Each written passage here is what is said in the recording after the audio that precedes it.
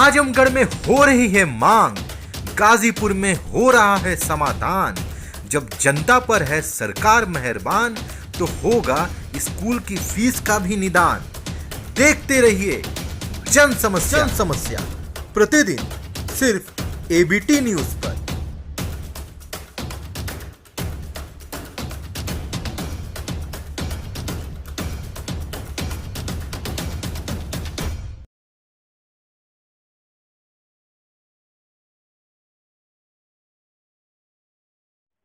जी, नारे लगाना तो सही है और आपकी मांगे भी सही हैं कि फीस माफ होनी चाहिए, लेकिन इसके ऊपर भी कई सारे सवाल हैं और उन्हीं सवालों और उन्हीं समस्याओं के ऊपर हम करेंगे आज आपसे बात।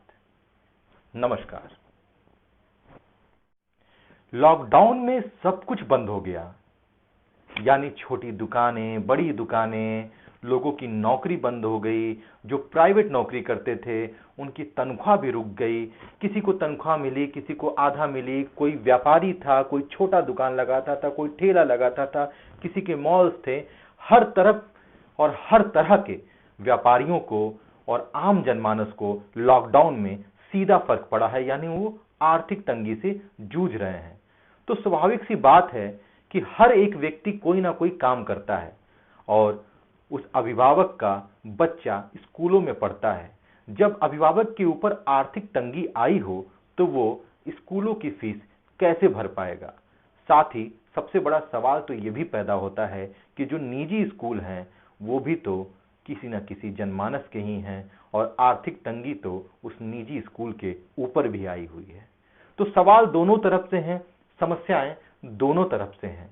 मुद्दा ये उठता है कि सुने किसकी और सरकार करे तो क्या करे, क्या फैसला ले। फिलहाल आप ये जान लीजिए कि सरकार ने ऐसा कोई आदेश नहीं दिया है कि स्कूल की फीस माफ होगी। हाँ, ये सहूलियत जरूर है कि आप फीस चाहें तो माफ कर दें या चाहें तो बाद में दे दें।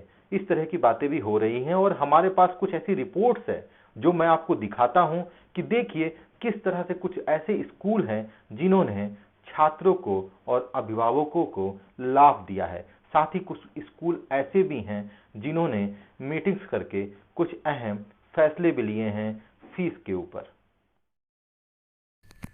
जनपद गाजीपुर के मर्दा विकासखंड के बौरी में स्थित श्री अंबिका यादव इंटर कॉलेज में प्रबंध कमेटी की बैठक की गई, जिसमें निर्णय लिया गया कि अध्ययनरत बच्चों की 3 महीने यानी अप्रैल, मई, जून की फीस पूर्णतः माफ की जाएगी। विद्यालय के प्रधानाचार्य जितेंद्र यादव ने बताया कि इससे वैश्विक महामारी की वजह से आर्थिक तंगी को झेल रहे 1500 से अधिक छात्र छात्राओं के अभिभावकों को सीधा राहत मिलेगा। वहीं जनपद गाजीपुर के सैदपुर क्षेत्र के बासुपुर में स्थित वेद इंटरनेशनल स्कूल में 13 स्कूल प्रमुख की बैठक हुई। इस बैठक में आपसी विचारों के बाद उचित निर्णय लिए गए।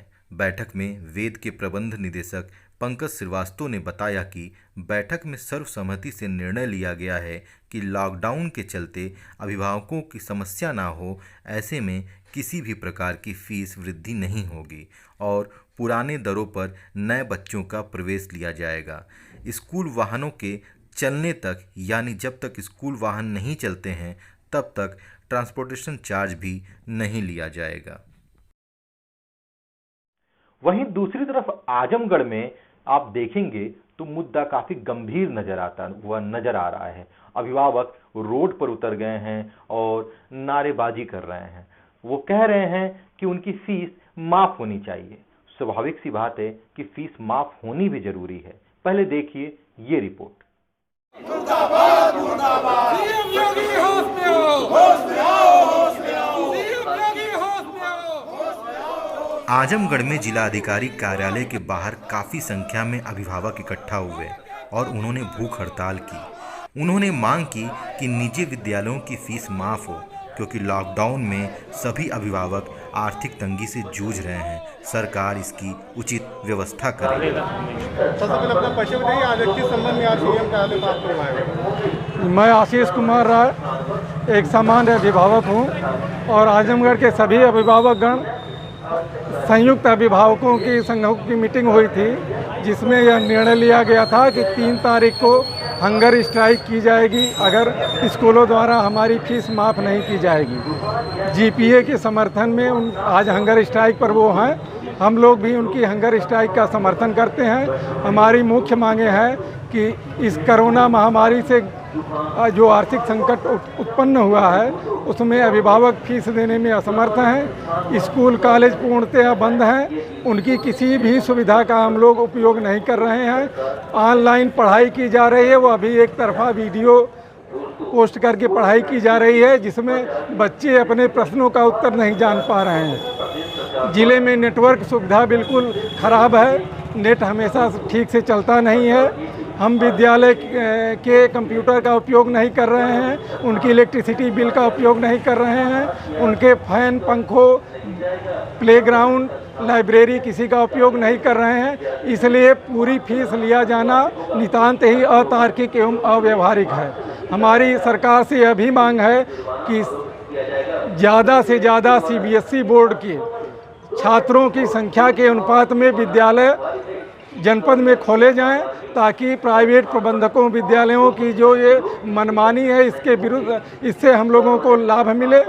और क्योंकि यह सरकार की जिम्मेदारी है शिक्षा के कानून के अधिकार के तहत कि हर बच्चे को उसको शिक्षा मिलनी चाहिए और अच्छी शिक्षा गुणवत्तापरक शिक्षा मिलनी चाहिए। इसलिए हमारी यह भी मांग है कि सीबीएसई बोर्ड के तमाम विद्यालय खोले जाएं और कानून के तहत सारे प्राइवेट विद्यालयों को अपने शुल्क का विवरण अपनी वेबसाइट पे अपलोड किया जाना चाहिए। हम लोगों ने आरटीआई के तहत मांग की थी कि किन किन विद्यालयों ने अपने शुल्क का विवरण वेबसाइट पे अपलोड किया है, लेकिन उसका उत्तर अभी तक हमको मिल नहीं पाया है। इसका साफ असर यह है कि अभी तक किसी ने अपनी वेबसाइट पे शुल्क का विवरण अपलोड नहीं किया है। एक शिक्षा और एक कानून होना चाहिए। संपूर्ण भारत में एक शिक्षा एक पाठ्यक्रम होना चाहिए। केवल एनसीईआरटी की बुक के द्वारा ही पढ़ाई की जानी चाहिए। प्राइवेट पब्लिशर्स की बुक को पूर्णतया प्रतिबंधित किया जाना चाहिए। इसके लिए बाकायदे कानून बनाए गए हैं। उस कानून का डीएम साहब कठोरता से अनुपालन कराने की कृपा करें। आज हम लोग हंगर स्ट्राइक के समर्थन में यह ज्ञापन देने के लिए डीएम साहब के कार्यालय में उपस्थित आए हैं। ये खबर 2 गंभीर सवाल छोड़ के जाती है। पहला सवाल ये है कि कैसे एक निजी स्कूल अपने कर्मचारियों को पेमेंट दे, उनकी सैलरी दे, क्योंकि उनकी कमाई फीस से ही होती है। और दूसरा गंभीर सवाल ये है कि कैसे एक अभिभावक निजी स्कूलों की मोटी फीस भर सकेगा। कुछ सक्षम लोग हैं, कुछ मध्यम वर्गीय लोग हैं और कुछ गरीब लोग हैं। उसी तरह स्कूलों की भी कैटेगरी है, कुछ हाई फाई हैं, कुछ मध्यम वर्गीय हैं और कुछ छोटे स्तर के स्कूल हैं। सबसे बड़ा सवाल यह पैदा होता है कि क्या हम सरकारी स्कूलों को इतना विकसित नहीं कर पाए कि लोग उसमें अपने बच्चों का एडमिशन करा सकें। एक सामान्य वर्ग जो है, एक नॉर्मल पद्धति में जो जीता है, एक मध्यम वर्गीय परिवार जो होता है, जो ठीक ठाक कमाई कर सकता है, वो सरकारी स्कूलों में अपने बच्चों का एडमिशन क्यों नहीं कराता। इसके पीछे भी 2 सवाल हो सकते हैं। सवाल यह हो सकता है कि या तो सरकारी स्कूल उस तरह का डेवलप नहीं है, विकसित नहीं है, या अभिभावकों को लगता है कि अगर हम निजी स्कूल में बच्चों को भेजेंगे तो उन्हें कुछ ज्यादा ही अच्छी शिक्षा मिलेगी। इसका भी समाधान होना चाहिए। लेकिन यहां पे सवाल तो यह खड़ा होता है कि फीस, यदि एक अभिभावक फीस नहीं भरेगा तो आप ये सोचिए उस स्कूल में काम करने वाले कर्मचारियों का क्या होगा। वो भी तो अपनी कमाई करेंगे, उनके भी तो बच्चे हैं, वो कैसे अपना खर्चा चलाएंगे।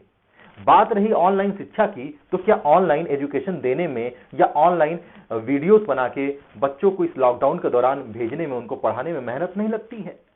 क्या वहां पे उनके ज्ञान का उपयोग नहीं होता है? तो उसका मेहनताना तो उन कर्मचारियों को, उन शिक्षकों को चाहिए। लेकिन सवाल यह भी पैदा होता है कि क्या स्कूल दबाव बना सकते हैं मोटी फीस लेने के लिए? कुछ सक्षम स्कूल ऐसे हैं जो चाहें तो 2-4-5 महीने बिना फीस लिए भी पढ़ा सकते हैं। और मैंने आपको अभी दिखाया है कि कैसे कुछ स्कूल ऐसे हैं जिन्होंने फीस माफ भी की है।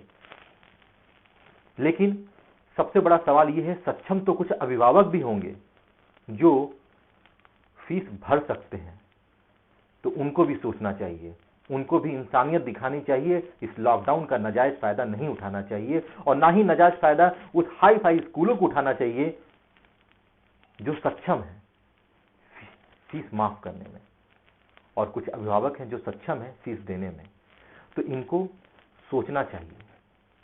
और जो मध्यम वर्गीय हैं और जो गरीब तबका है वो फीस देने में सक्षम नहीं है, क्योंकि उसकी रोजी रोटी बंद है, वो कहां से पैसा लाएगा, सबसे बड़ा सवाल है।